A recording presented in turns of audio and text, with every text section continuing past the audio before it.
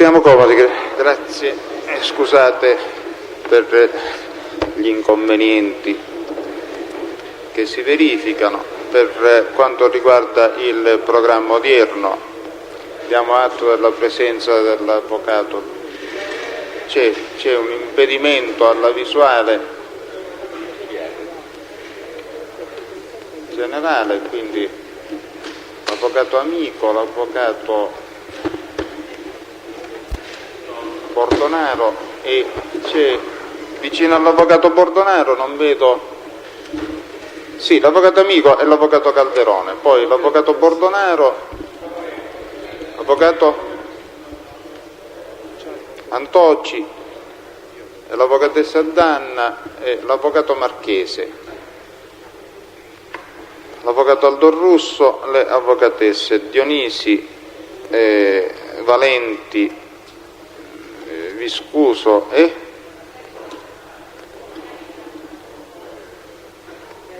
Garigliano, Francesca Garigliano. Garigliano, grazie. Avvocato?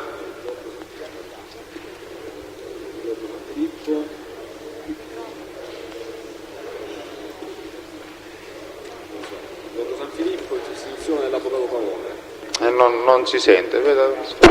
Si avvicini, avvocato, si avvicina all'altro microfono. Avvocato Di Giorgio.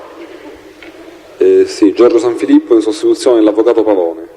Sì, ma il nome non l'ho sentito. Giorgio San Filippo. Giorgio. Va bene. Va bene, Presidente? E vicino all'avvocatessa Valenti chi c'è? Sì, gli avvocati Franco Passanisi e Mario Giuffrida. Pare che è tutto. Per quanto riguarda l'avvocato Antocci, mi pare che non avevamo dato atto alla sua presenza, sì, no, eccolo, non avevamo dato atto alla presenza dell'avvocato Reina. E per quanto riguarda il programma odierno abbiamo un esperimento istruttorio da operarsi dall'imputato connesso Malvagna Filippo, e poi per il prosieguo vedremo quello che presenterà il pubblico ministero. Intanto procediamo con sì.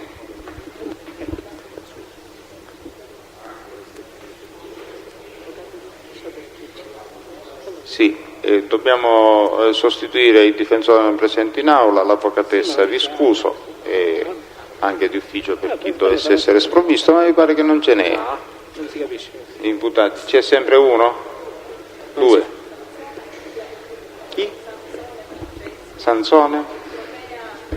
Perché non hanno provveduto a formalizzare la conferma dell'avvocato precedente, ma mi pare che c'era. Comunque, va bene. Signor Presidente, Sì. volevo comunicare ai signori avvocati che in data odierna viene depositato nel fascicolo del pubblico ministero una missiva datata 11/7/96 a firma del dottor Ardita, sostituto della Procura distrettuale, indirizzata al dottor Bertone e al dottor Marino, con la quale si comunica l'inizio della collaborazione di Pagano Sebastiano, nato ad Acireale in data 25/1/49, il quale, così dice la nota, ha reso dichiarazioni riguardanti il gruppo facente capo Asciuto Sebastiano. In particolare si è reso disponibile a fornire elementi in ordine alla distruzione della villa del noto presentatore Baudo Giuseppe. A seguito di questa nota, che è di ieri mattina, il pubblico ministero nella serata di ieri ha interrogato il Pagano Sebastiano e deposita il verbale dell'11 luglio 96, ore 18:55, nel proprio fascicolo, unitamente alla nota in questione. Chiaramente si riserva di fare le richieste a seguito a questo deposito,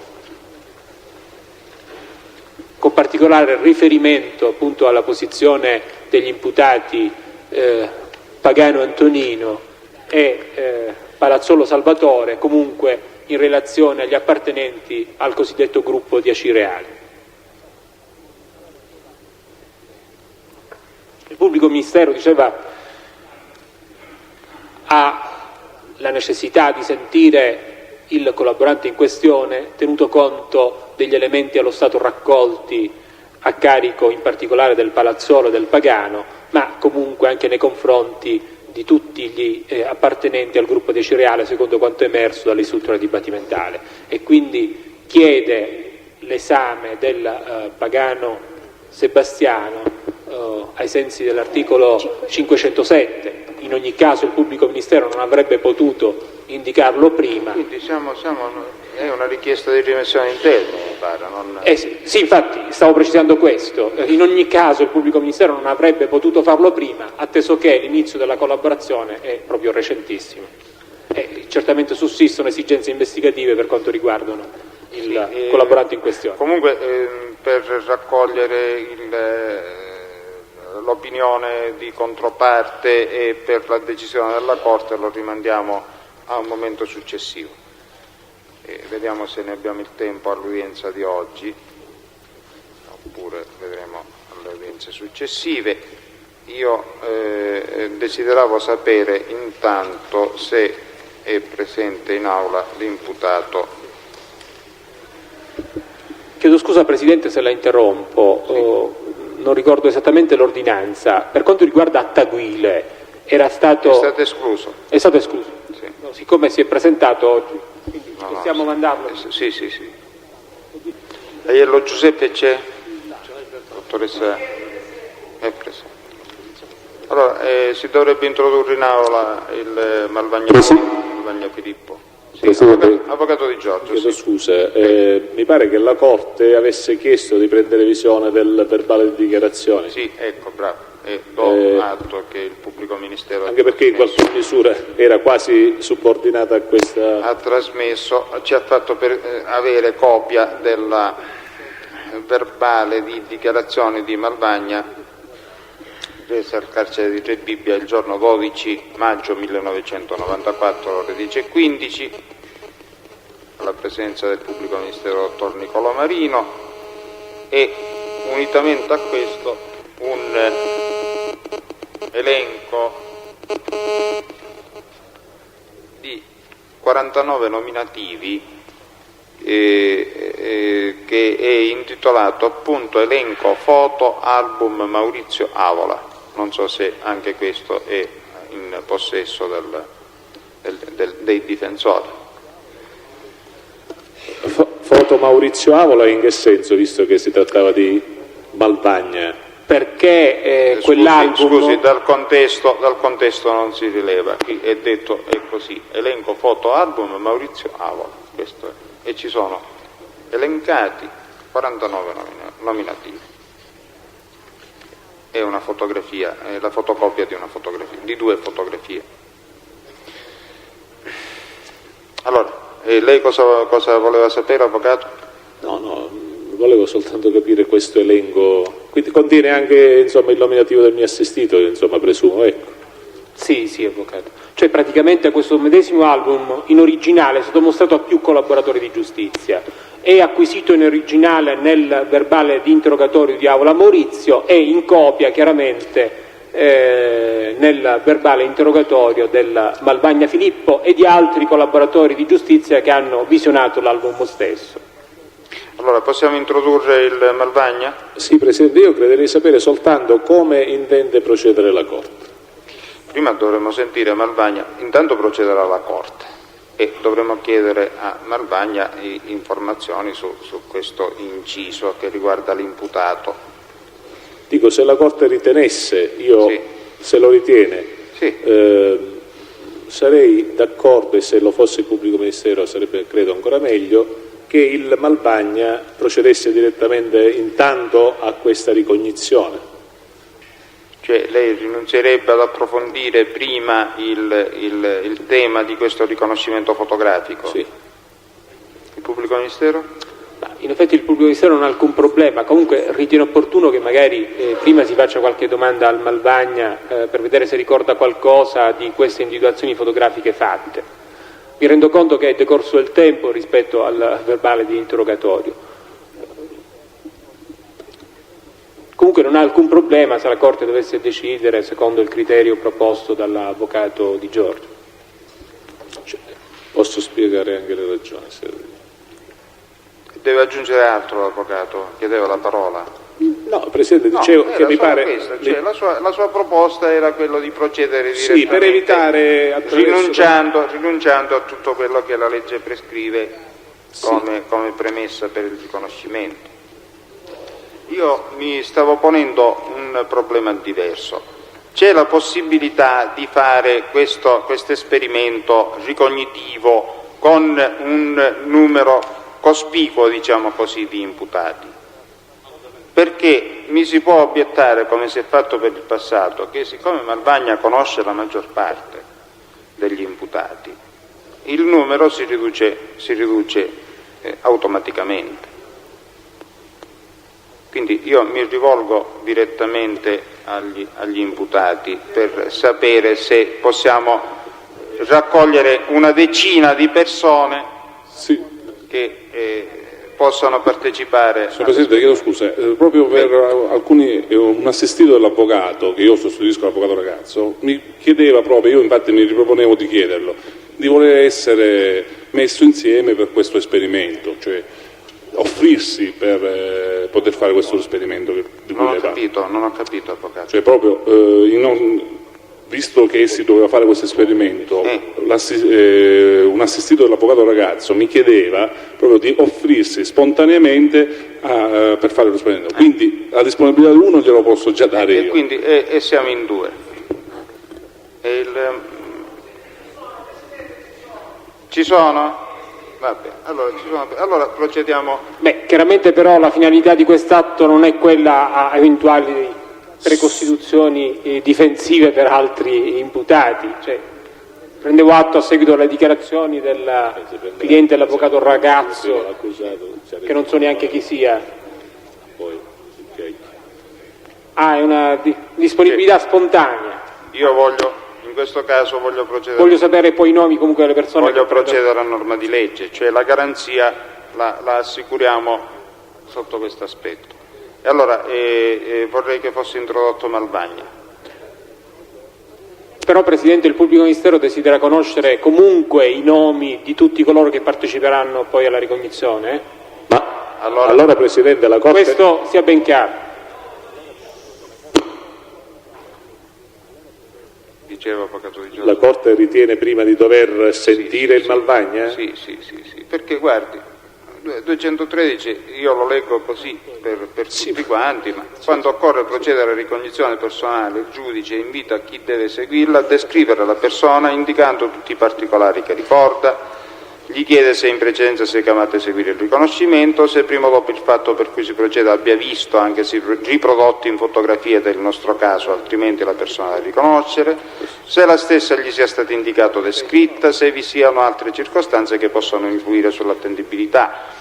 Per superare questa normativa debbono esserci delle ragioni particolari di prudenza, che opportunamente sono state rappresentate dall'avvocato Di Giorgio, ma se noi possiamo essere prudenti in altro modo e allargando il numero delle persone da sottoporre alla visione, salviamo sempre la genuinità dell'esperimento, attenendoci comunque alla la mia osservazione era diretta, Presidente, molto chiaramente al fatto che attraverso la domanda si mette in condizione il collaborante di ricordare una ricognizione fotografica, comunque una persona che prima si è vista anche se in fotografia. Ma è questo che prescrive, cioè l'impatto immediato, io per questo dicevo. Ma è questo che prescrive la legge, avvocato Di Giorgio. Mi pare che la mancata osservanza. Non possiamo fare diversamente se non per ragioni particolari che mi pare che sono queste, dico, se la fattispecie non ricorrono. Se la Corte ritiene la mancata osservanza nell'accordo delle parti, non mi pare che debba costituire motivo di nullità dell'atto. Peraltro, sotto questo profilo. Non è che un motivo di nullità, avvocato, ma anche noi però non possiamo propendere né per l'accusa e neanche per l'imputato. Ma c'è un fatto importante, Presidente. Noi dobbiamo soltanto osservare le forme. Ma c'è un dato importante, che già il Malvagna, al nome di questo signore, ha fatto una dichiarazione in questo processo, quando gli è stato proposto. Ha detto di non conoscerlo. Gli fu detto il nome e cognome, però. Nome e cognome, non conosce questo nome. Questo non significa allora perché abbiamo ritenuto necessario procedere alla intendo dire, però il ricordo attraverso le domande si susciterebbe. Comunque la Corte deciderà come ritiene meglio. La Corte è in questo senso. Qui abbiamo una norma di legge. Introduciamo Malvagna, per favore.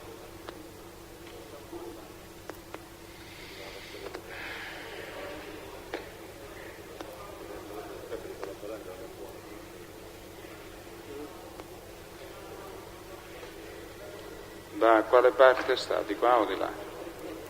Sì, ma... eccolo qua, sì.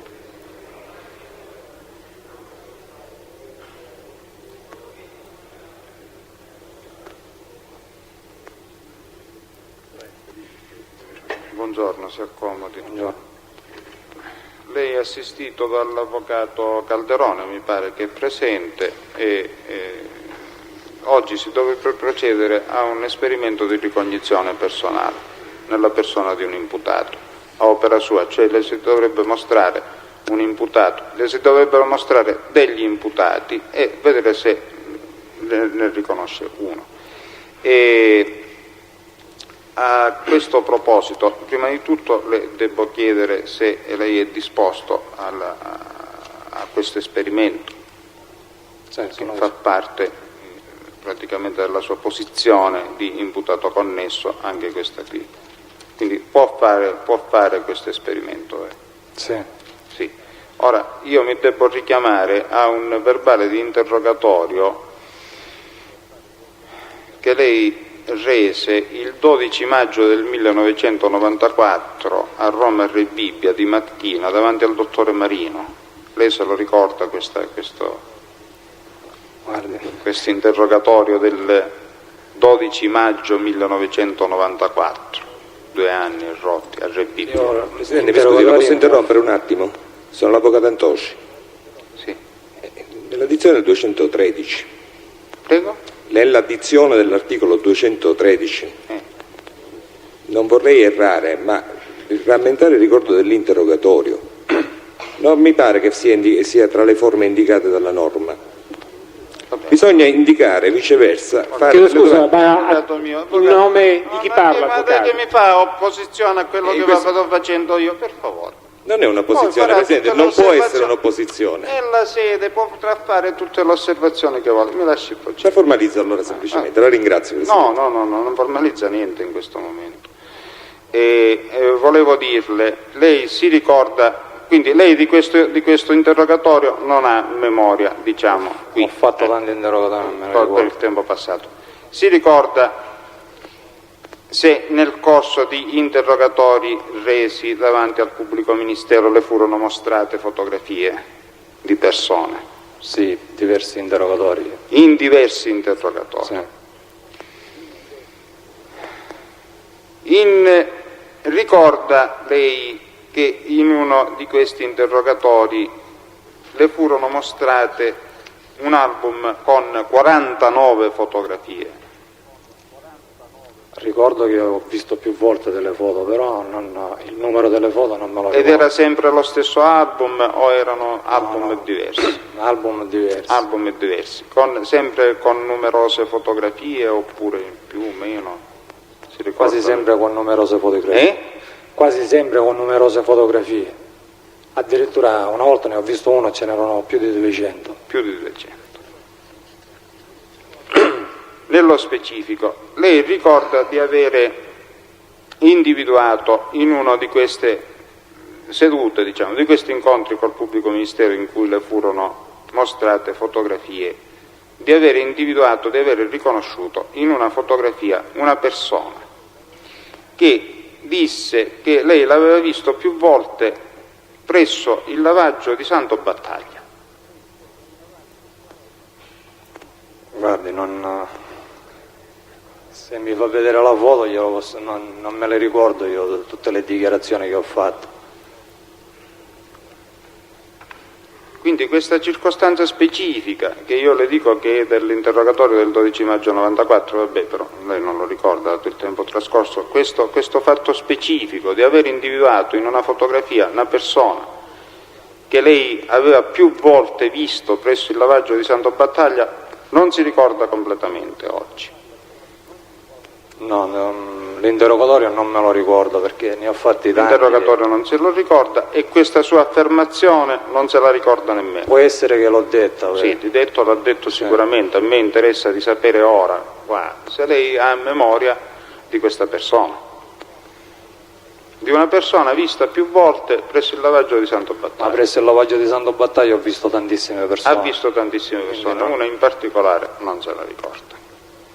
Quindi il fatto che lei abbia riconosciuto questa persona in fotografia risulta dal contesto dell'interrogatorio. Mi pare che a questo punto possiamo appartare l'imputato connesso e procedere.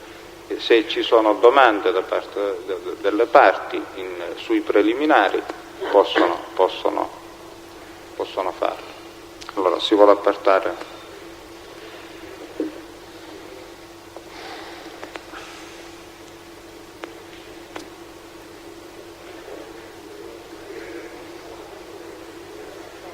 Allora possiamo procedere, non meno di 6 persone si dovrebbero raccogliere da questa parte dell'emiciclo e non più di 10.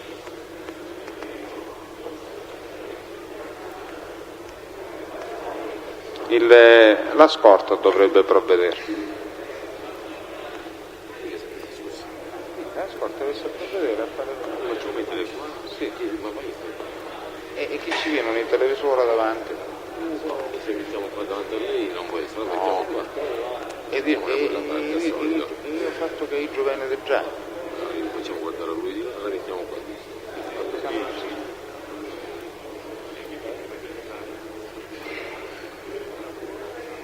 Ma io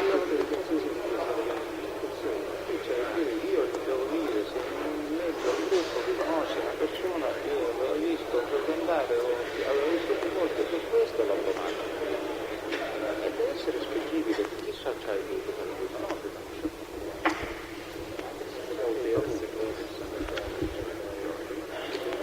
Ma che intuisco.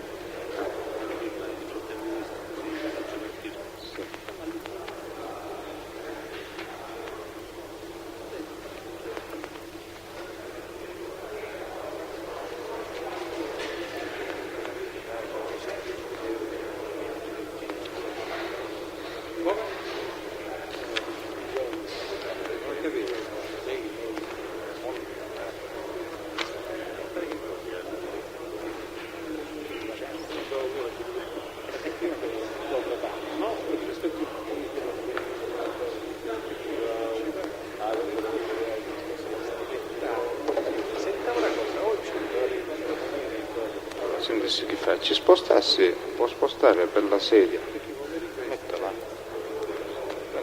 mettela, e il microfono.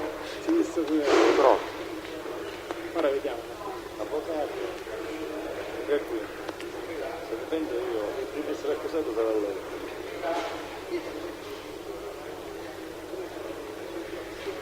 Perché dentro di stampo picaiolo, quantomeno a semicerchio, così, in modo di essere tutti in prima linea. Allora diciamo che al verbale diciamo che salga. No, tranquillo. Deve salire lei. E ancora. Salga. E si deve sintonizzare. Un gruppo nell'emiciclo viene condotto a opera della scorta un gruppo di 1, 2, 3, 4, 5, 6, 7, 8 imputati, i quali si dispongono a loro piacimento in semicerchio e quindi viene, per quanto riguarda le caratteristiche fisiche, non possiamo dire altro che si tratta di un gruppo bene assortito, di età differente, di stature pressappoco uguali tranne per uno e anche di corporatura simile tranne per un imputato. I nomi poi li diamo successivamente. Il pubblico ministero desidera conoscere i nomi degli imputati. Silenzio! Anche per iscritto, ma desidera conoscerli prima. Desidera conoscerli prima? Sì, Presidente. Allora, io voglio assicurazione, in questo caso, che c'è del resto l'imputato connesso sia posto in sede dalla quale... Possono essere dati per iscritto al cancelliere da sinistra verso destra. Allora, può farlo il cancelliere per iscritto. Prendo un foglio di carta.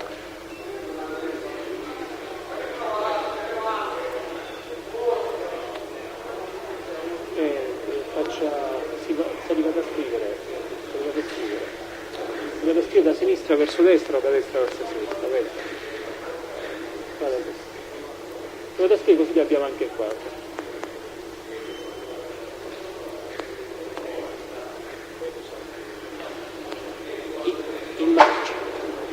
Immagini. Allora. Ora io... Attenzione.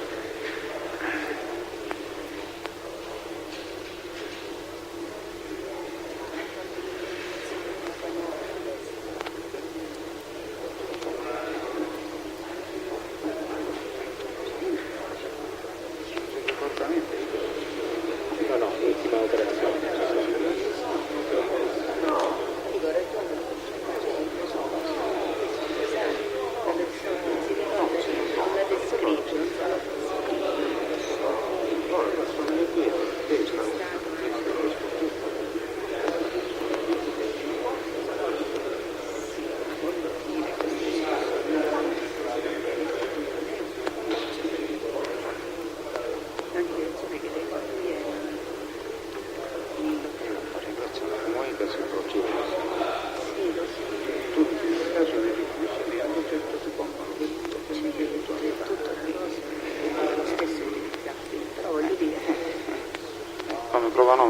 Possiamo procedere?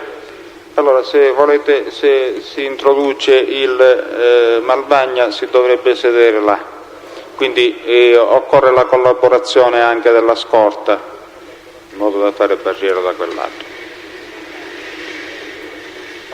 No, là sopra, sì, dove c'è il microfono? No, c'è già la sedia, signor Franchini. No, dico, occorre la collaborazione della scorta per farlo sedere là.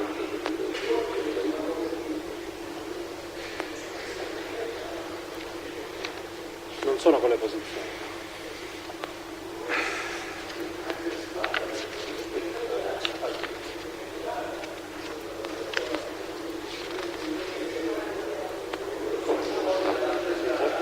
No, non credo che sia una seconda posizione.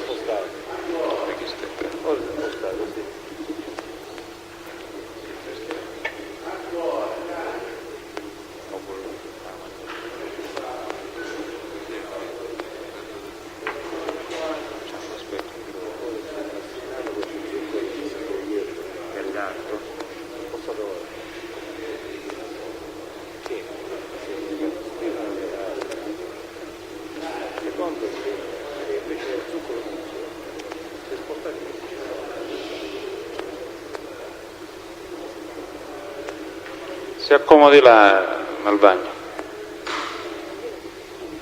Si sieda, osservi queste persone, se le vede tutte quante, le osservi attentamente e poi ci deve dire se in questo gruppo c'è per caso quella persona che lei a suo tempo disse di avere visto più volte presso quel lavaggio di cui abbiamo parlato.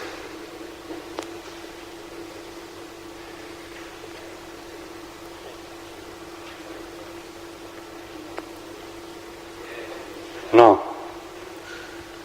Va bene, si può appartare.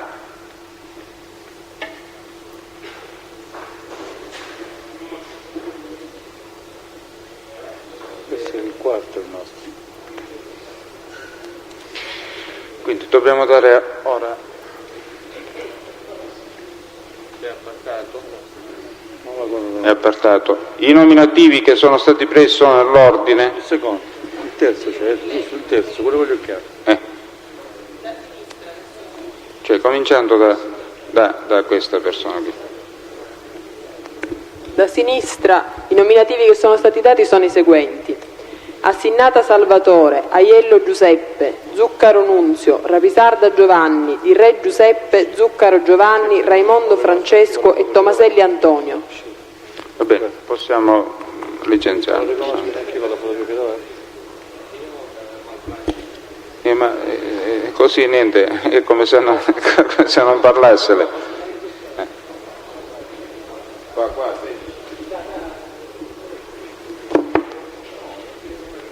Allora, la parola, lei è il signor? Di Re Giuseppe.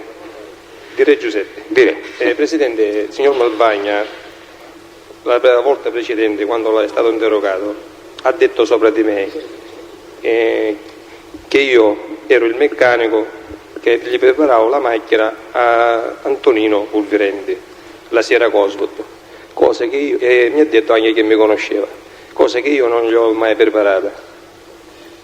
Devo dire solo questo. Chiedo scusa Presidente, giusto prima che gli imputati continuino con queste affermazioni, la domanda che è stata posta al Malvagna è stata se fra queste vi fosse la persona che ha visto al lavaggio di Santo Battaglio. Ora, queste dichiarazioni che comunque gli imputati potranno farle, ma certamente non possono valere come argomento difensivo, perché se no facciamo ritornare il Malvagna, vediamo chi sono le persone che conosco, gli si pone la domanda se fra queste vi sono le persone che conosce in qualche modo. Non so se mi sono spiegato.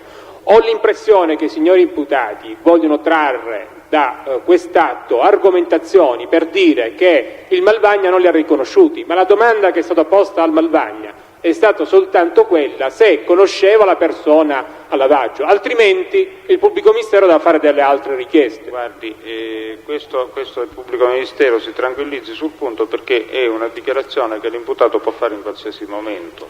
Questo, anche al momento del suo interrogatorio, anche successivamente. Sì, ma io volevo precisare, ma senza dubbio che possono fare in qualsiasi momento, volevo precisare per i signori imputati che l'unica domanda che è stata posta al Malvagna riguardava la persona che doveva essere individuata e non se conoscesse o meno le persone che hanno preso parte all'atto di ricognizione. Questa è una precisazione che voleva fare il pubblico ministero. Stanno facendo riferimento ad altre circostanze. Lei? Sono Raimondo Francesco e io sono nella stessa condizione del signor Di Re, che questo signore a me mi ha accusato quando ha detto qua. Va bene. Anzi, addirittura mi ha dato pure per motto. Addirittura? Mi aveva dato per motto in una dichiarazione resa a Bologna. Sì, la ringrazio, buongiorno.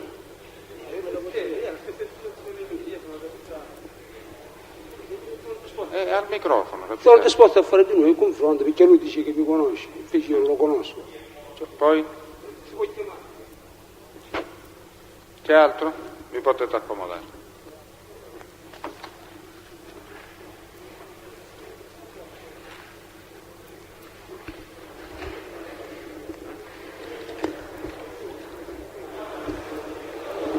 Procediamo con... abbiamo altri testimoni? No. Si procede allora, si sospende, si procede... Presidente, io volevo comunicare, sì. Volevo comunicare per quanto riguarda il coindagato in procedimento connesso trovato Alfio, che il pubblico ministero ha fatto la citazione e disposto la traduzione autorizzata dal Ministero già in data di ieri. Ha avuto comunicazione comunque dalla scorta che doveva provvedere alla traduzione stessa, che vi sono grosse difficoltà, anzi si è parlato di impossibilità reale, perché non si trovava a posto nei mezzi di trasporto per poter operare immediatamente la traduzione dello stesso. Io potrò avere certezze da qui a pochi minuti in merito alla possibilità di operare la traduzione in giornata di oggi, e in modo che la Corte si potrà regolare anche sui lavori. Eventualmente il pubblico ministero però ha bisogno di sapere quando potrà far venire il trovato, se oggi non dovesse essere possibile. La prossima udienza è martedì pomeriggio. Martedì pomeriggio.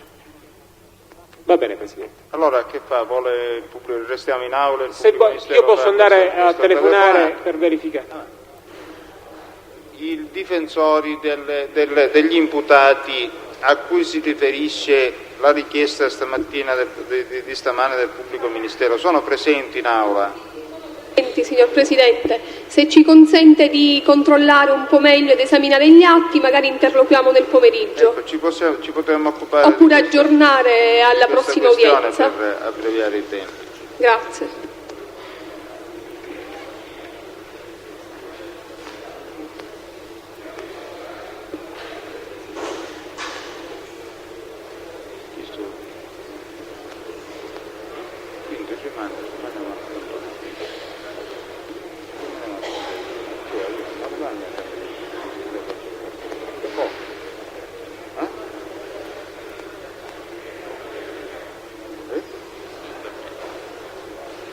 E questo riconoscimento fotografico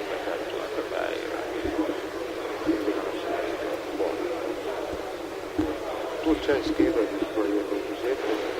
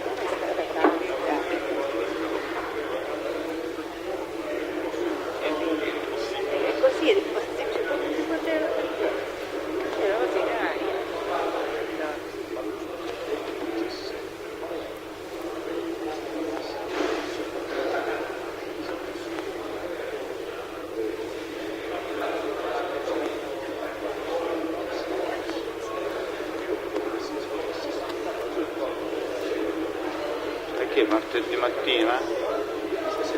No, mercoledì.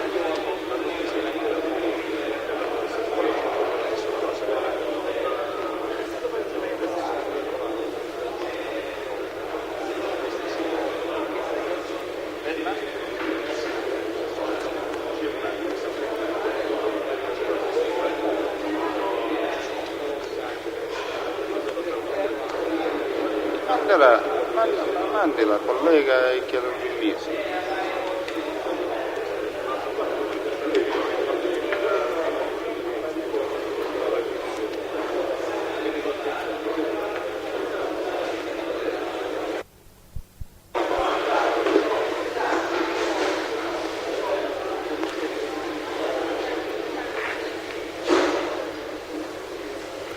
Allora, il pubblico ministero ci ha fatto sapere la non disponibilità per l'udienza di oggi pomeriggio dell'imputato connesso che doveva essere sentito. Come si chiama?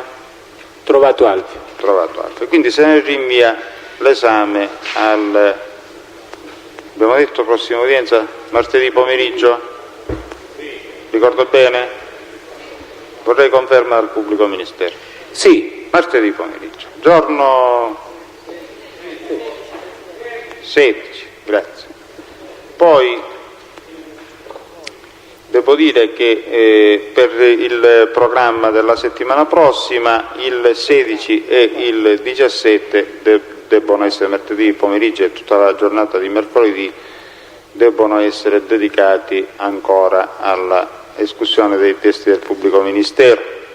E siccome per quanto riguarda quella lista non si è trovato il teste Astorina mentre il teste Barbera ha comunicato di non essere disponibile per oggi, se c'è richiesta dalla parte che li ha indicati, signor pubblico ministero, la Corte dispone l'accompagnamento sempre per l'udienza di mercoledì 17, mi pare abbiamo stabilito, vorrei conferma.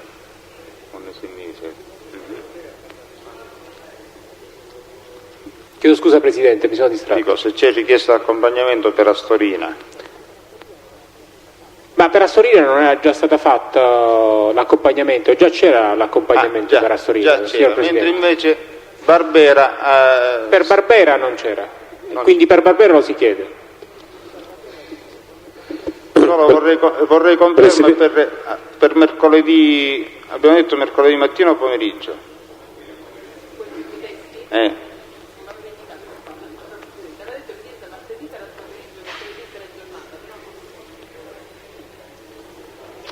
Vediamo, mi chiama Fede, no, chiami lei. Glielo chiedo a lei.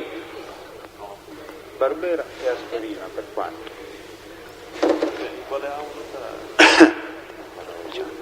Poi per quanto riguarda l'imputato da sentire, l'altro imputato sarebbe Cannella Tullio, sì. Ammesso Cannella Tullio. Allora si stabilisce l'udienza di mercoledì sempre? Sì, Presidente. Mi pare che sarebbe disponibile mattina in teleconferenza, quindi mercoledì 17, udienza antimeridiana.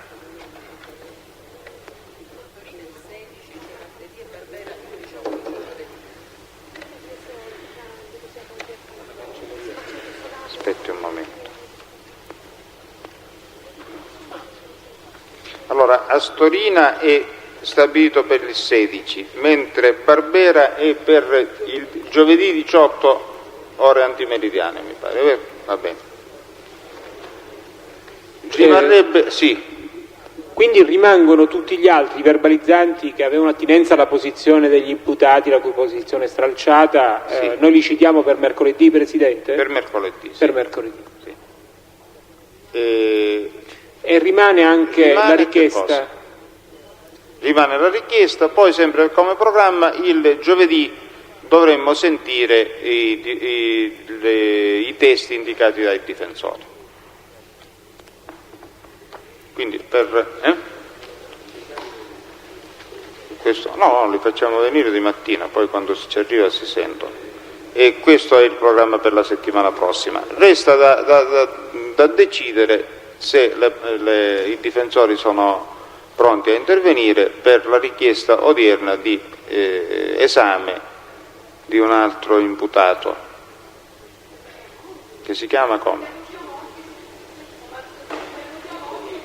O martedì? Io direi di decidere oggi in modo che ci organizziamo tutta la settimana, poi naturalmente ci potranno essere inconvenienti di sottopasso e quindi salta tutto quanto.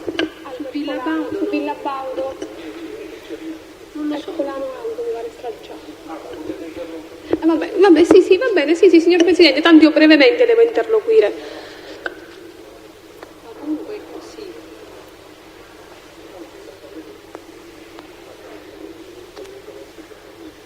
Va bene.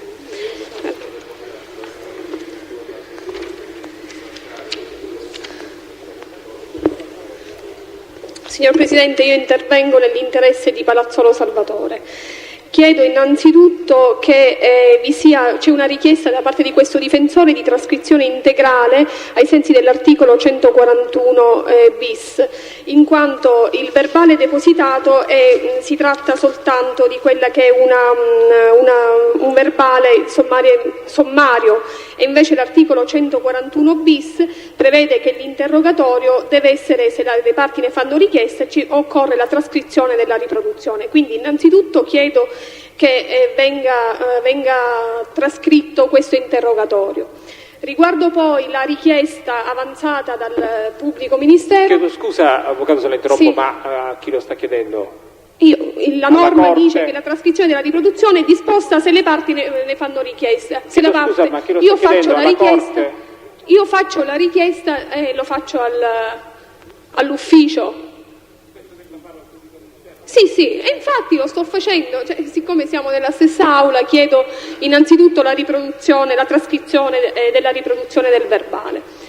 Riguardo poi la richiesta del pubblico ministero, c'è opposizione da parte di questa difesa perché si ritiene che la richiesta sia tardiva, in quanto se è pur vero che la missiva porta la data dell'11 luglio 96 e le dichiarazioni rese sono state raccolte sempre l'11 luglio 96 alle ore 18:55, non si può non osservare che nella stessa missiva si indica che in data 25/6/96 si era a conoscenza della collaborazione del Pagano Sebastiano, che si era reso disponibile a fornire elementi in ordine alla distruzione della villa del noto presentatore Baudo Giuseppe. Leggo testualmente: ritengo pertanto che il 4 luglio, all'udienza in cui i pubblici ministeri hanno depositato le loro liste e per le richieste ai sensi del 507, si era già a conoscenza di queste, quindi si poteva indicare già, si poteva richiedere l'audizione del teste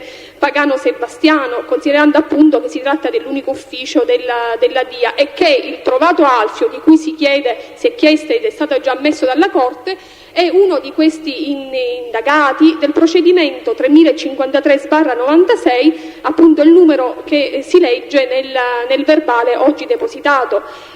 Rilevando ancora che nello stesso verbale si legge confermo le dichiarazioni già in precedenza rese, quindi si era già a conoscenza di dichiarazioni e di notizie fornite dal Pagano Sebastiano in ordine al gruppo, come si legge qui, facente capo Asciuto Sebastiano, dell'imputato che assisto proprio per la Villa Baudo. Ritengo pertanto che non possa essere ammessa la richiesta del signor pubblico ministero, non sussistendo i presupposti di legge.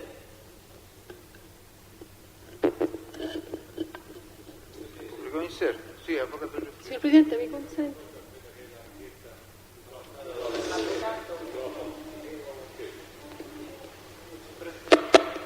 Va bene.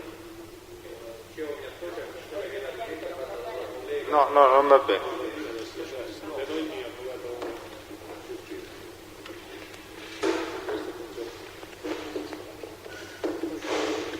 Mi associo a quella che era una richiesta fatta dalla collega e, diciamo così, ad adiuvando, ma ha già precisato quelli che sono gli elementi. Noi abbiamo qui, ci è stato depositato, prendiamo conoscenza stamattina di una missiva della Procura distrettuale della Repubblica di Catania, Direzione distrettuale antimafia, ai dottori Amedeo Bertone e Nicolò Marino da parte del procuratore dottor Sebastiano Ardita.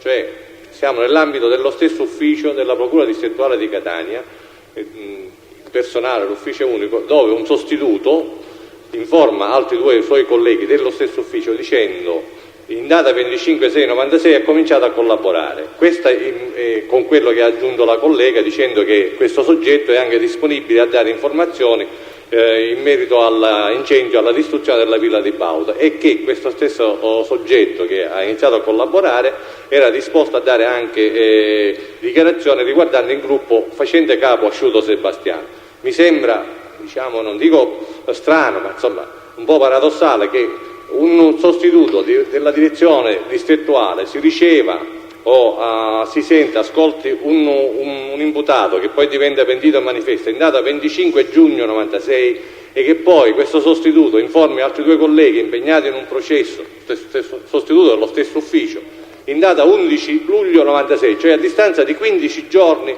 dicendo badate, voi che siete impegnati, è lo stesso ufficio, ripeto, voi che siete impegnati nel processo Ossa Maggiore dove ci stanno questi, si è parlato di questo incendio, io dopo 15 giorni nello stesso ufficio vi informo che c'è questo signore che 15 giorni fa ha reso queste dichiarazioni. La tempestività può essere, dico, formalmente apparente perché dice la comunicazione porta alla data dell'11 luglio e l'esame viene effettuato dal sostituto d'udienza lo stesso 11 luglio alle ore 18:55. Ma questo è un aspetto veramente formale. La Corte può valutare, deve valutare che nell'ambito dello stesso ufficio sostituti che fra loro sono quotidianamente a contatto, peraltro credo che uno dei sostituti d'udienza di questo processo, dei PM, sia anche titolare di quest'altro procedimento nel quale il signor Pagano ha reso questa dichiarazione. Questo formalismo mi sembra veramente eccessivo. Ritengo, e per questo sono d'accordo con la collega, che i sostituti, i pubblici ministeri avrebbero dovuto pensare ad avanzare questa richiesta nei termini precedenti, cioè quelli fatti il 4 luglio, per cui ritengo la richiesta intempestiva, non c'è nessuna esigenza o nessuna condizione che possa legittimare questa ulteriore richiesta di ascoltare il signor Pagano. Grazie. Allora, il pubblico ministero per quanto Signor riguarda Presidente, la mi scusi, richiesta... se mi consente io intervengo nell'interesse di Sciuto Sebastiano.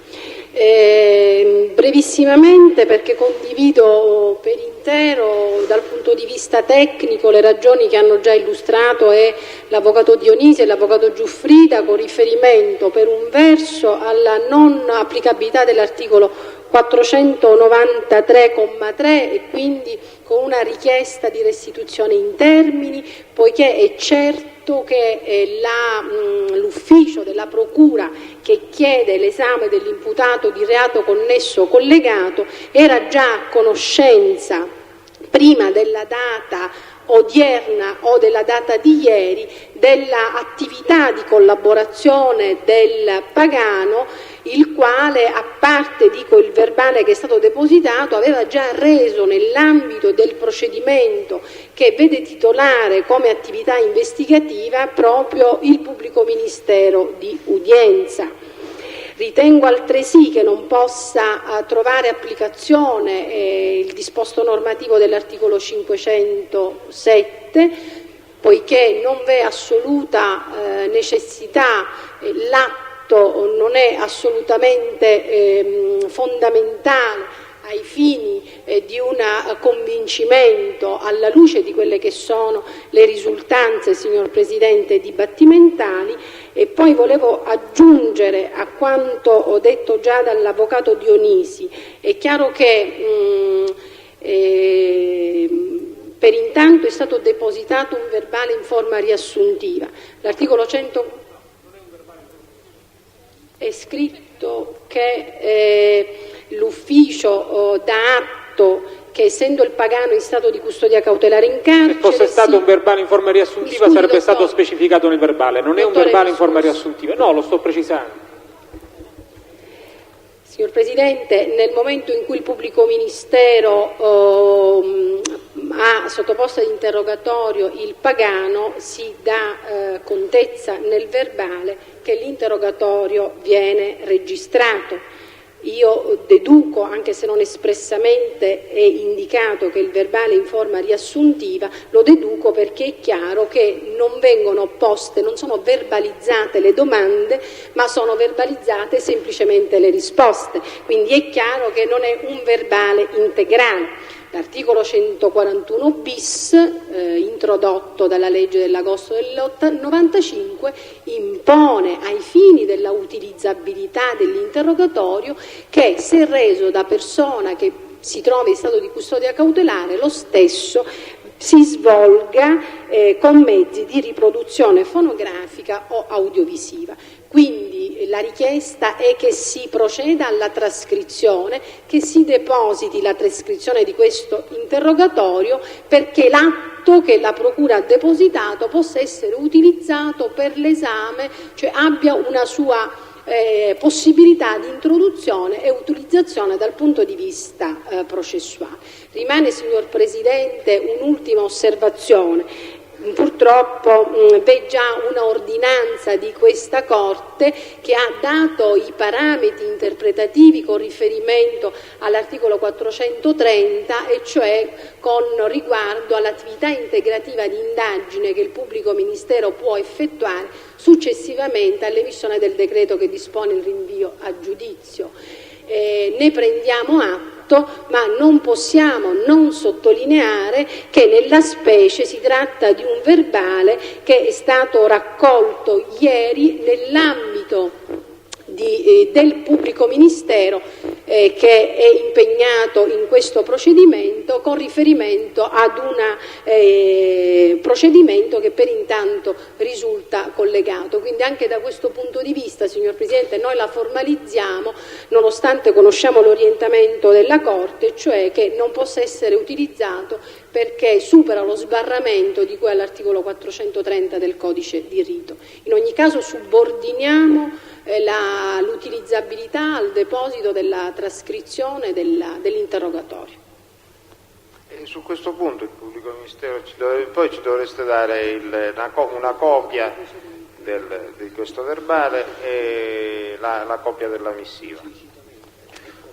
Dunque, innanzitutto volevo fare alcune considerazioni su quanto è stato desunto dall'avvocatessa Viscuso, dal modo con cui è stato verbalizzato. Quasi tutti gli interrogatori vengono verbalizzati, anche laddove non sono fatti in forma riassuntiva, specificando a domanda risponde, e quindi il fatto che non sia verbalizzata la domanda penso che nulla significhi. Tra l'altro, quando un verbale viene redatto in forma riassuntiva, viene specificato nel verbale stesso, perché l'unico obbligo che il pubblico ministero, comunque chi procede all'interrogatorio, ha nei confronti di imputato o indagato in stato di detenzione è quello di registrare. Poi soltanto successivamente, se ritiene e se non è redatto in forma riassuntiva, le parti si intende del procedimento nel quale poi verrà depositato eventualmente il verbale di interrogatorio, potranno chiedere la trascrizione. Tuttavia tranquillizzo le parti che non si tratta di un verbale in forma riassuntiva, ma si tratta di un atto che il pubblico ministero ha ritenuto doveroso fare, in quanto non aveva avuto modo di interrogare mai la persona in questione, perché è chiaro che l'ufficio del pubblico ministero è impersonale, però è anche vero che io risulto titolare di tantissimi procedimenti, anche di questo, quindi non bisogna stupirsi se il collega, dopo aver verificato una prima attendibilità della persona che aveva dichiarato di voler collaborare con la giustizia, comunichi solo in quel momento al collega quello che è avvenuto e che chiaramente non si può occupare specificamente di quel procedimento, e che il collega senta il dovere di interrogare la persona in modo da mettere in condizioni i difensori che prendono parte al processo nel quale eventualmente dovrà essere esaminato il nuovo collaboratore di giustizia, abbiano un minimo di contezza di quanto il collaborante potrebbe in qualche modo dire. Quindi il pubblico ministero per la prima volta ha avuto il contatto ieri, questo pubblico ministero, con il Pagano Sebastiano, e ha ritenuto doveroso darne contezza ai difensori che pur parlano di stranezze. Per quanto riguarda invece la richiesta dell'avvocato Viscuso, fatta propria anche dagli altri difensori, di trascrizione, il pubblico ministero, che pure non è obbligato, e certamente la Corte non può decidere dell'ammissione o meno nella condizione che il pubblico ministero depositi anche il verbale di trascrizione, tenuto conto dell'ordinanza già emessa alla Corte. Il pubblico ministero poteva non depositare alcun verbale di interrogatorio e comunicare soltanto che questo soggetto aveva iniziato a collaborare. Poteva depositare un verbale... Scusate, su questo punto ormai la Corte ha... Ma infatti, e quindi, ma questa premessa, chiedo scusa... No, qui è limitato soltanto all'uso per le contestazioni. Cioè, se sia possibile questo tipo di verbale. Il pubblico ministero ritiene doveroso disporre in tempi celerissimi la trascrizione, ma tutto quello che ha fatto il pubblico ministero è nell'interesse delle parti, e non che adesso si possa parlare di stranezze incomprensibili da parte dei difensori. Comunque il pubblico ministero entro lunedì mattina depositerà la trascrizione. Va bene, allora su questo punto la Corte non deve decidere nulla, non deve pronunciarsi, perché in caso di ammissione su questo punto non deve pronunciarsi la Corte, data questa dichiarazione del pubblico ministero. Chiedo scusa, Presidente, il problema dell'ammissione è un problema che prescinde dal deposito, mi pare che della trascrizione, perché la Corte... Presidente, io non ho compreso se la Corte... In caso di ammissione, con quel verbale lì, la Corte deve dire, intanto si ammette, e poi si deve dire se questo verbale è idoneo o no anche al limitato fine della contestazione, non so se, o dell'interrogatorio, o di tutto quanto. Se il pubblico ministero invece assicura che per lunedì sarà nel suo fascicolo, presso la sua segreteria, eccetera, ci sarà la trascrizione integrale, questo problema non si pone in caso di ammissione. Non so se è chiaro il discorso, no? Certo. Chiedo scusa. Noi prendiamo atto di questa dichiarazione del pubblico ministero, avanti, e quindi ci ritiriamo per deliberare su allo appunto questo prescinde dal problema dell'ammissione. Era questo che non avevo compreso. Sull'ammissibilità sull'ammissione di questo mezzo istruttorio, però allora a questo punto vorrei solo la nota da cui ha avuto notizia il pubblico ministero dell'esistenza di questo pentimento. Via. Signor Presidente, mi scusi, se mi consente un'aggiunta, non vuole essere una replica, non lo è assolutamente. Io desideravo anche evidenziare questo. Nel verbale che è stato depositato questa mattina, ADR, l'imputato di reato connesso Pagano risponde: confermo le dichiarazioni già in precedenza rese dall'inizio della mia collaborazione. Quindi... Anche questo è il problema che alla Corte riguarda relativamente... Signor Presidente, no, faccio la richiesta, signor Presidente. La mia richiesta è che l'ufficio della Procura depositi i verbali di dichiarazioni che praticamente con l'espressione confermo fanno parte del verbale che è stato depositato, ciò al fine di consentire un effettivo esercizio controllo sull'attendibilità, è chiaro, e un effettivo esercizio del diritto di difesa. La Corte si ritira. Chiedo scusa Presidente, riguardo a questa richiesta il pubblico ministero non ha intenzione di depositare alcun altro verbale.